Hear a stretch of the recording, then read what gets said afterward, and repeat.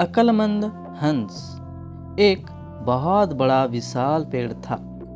उस पर बीसियों हंस रहते थे। उनमें एक बहुत सियाना हंस था, बुद्धिमान और बहुत दूरदर्शी भी था। सब उनको आदर से ताऊ कहकर बुलाते थे। एक दिन उसने एक नन्ही सी बेल को पेड़ के तने पर लिपटते पाया। ताऊ ने दूसरे हंसों को बुलाकर कहा, देखो, इस बेल को नष्ट कर दो। एक दिन यह बेल हम सबको मौत के मुंह में ले जाएगी। एक युवा हंस हंसते हुए बोला, ताऊ, यह छोटी सी बेल हमें कैसे मौत के मुंह में ले जाएगी? सियाने हंस ने समझाया, आज यह तुम्हें छोटी सी लग रही है। धीरे धीरे यह पेड़ के सारे तने को लपेटा मारकर ऊपर तक आएगी।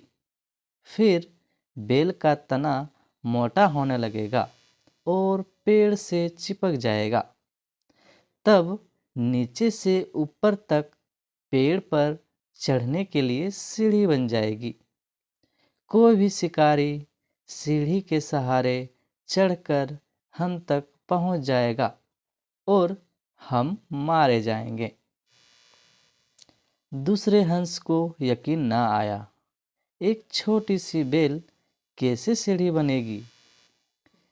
तीसरा हंस बोला, ताऊ, तू तो एक छोटी सी बेल को खींचकर ज्यादा ही लंबा कर रहा है।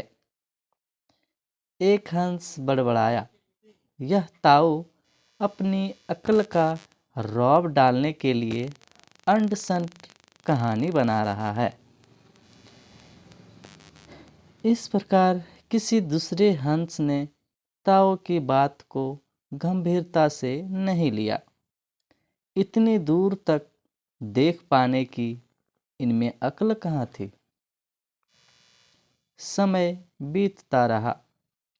बेल लिपटते लिपटते ऊपर शाखों तक पहुंच गई।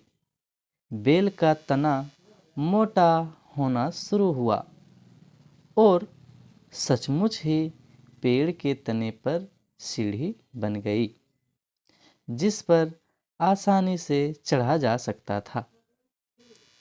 सबको ताऊ की बात की सच्चाई सामने नजर आने लगी, पर अब कुछ नहीं किया जा सकता था, क्योंकि बेल इतनी मजबूत हो गई थी। उसे नष्ट करना हंसों के बस की बात नहीं थी। एक दिन जब हंस दाना चुगने बाहर गए, तब एक बहेलिया उधर आ गया। पेड़ पर बनी सीढ़ी को देखते ही उसने पेड़ पर चढ़कर जाल बिछाया और चला गया। सांझ को सारे हंस लौट आए।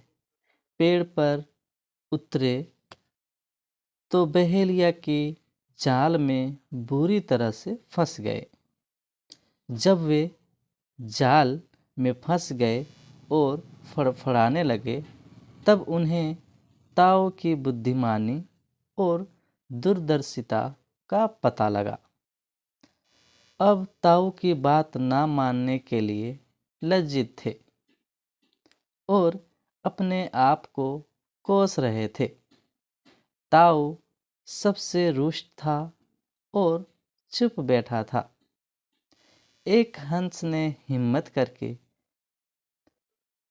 ताऊ, हम मूर्ख हैं, लेकिन अब हमसे मुंह मत फेरो। दूसरा हंस बोला, इस संकट से निकलने की तरकीब तू ही हमें बता सकता है। आगे हम तेरी कोई बात नहीं टालेंगे। सभी हंसों ने हामी भरी। अब ताऊ ने उन्हें बताया, मेरी बात ध्यान से सुनो। सुबह जब बहेलिया आएगा, तब मुर्दा होने का नाटक करना बहेलिया तुम्हें मुर्दा समझकर जाल से निकाल कर जमीन पर रखता जाएगा। वहाँ भी मरे समान पड़े रहना। जैसे ही वह अंतिम हंस को नीचे रखेगा, मैं सीटी बजाऊंगा। मेरी सीटी सुनते ही सब उड़ जाना। सुबह बहेलिया आया। हंसों ने वैसा ही किया जैसा ताऊ ने समझाया था। सचमुच बहेलिया हंसों को मुर्दा समझकर जमीन पर पटकता गया। सीटी की आवाज के साथ ही सारे हंस उड़ गए। बहेलिया अवाक होकर देखता ही रह गया। तो बच्चों, इस कहानी से हमें यह सीख मिलती है, बुद्धिमानों की सलाह गंभीरता से हमेशा लेना चाहिए।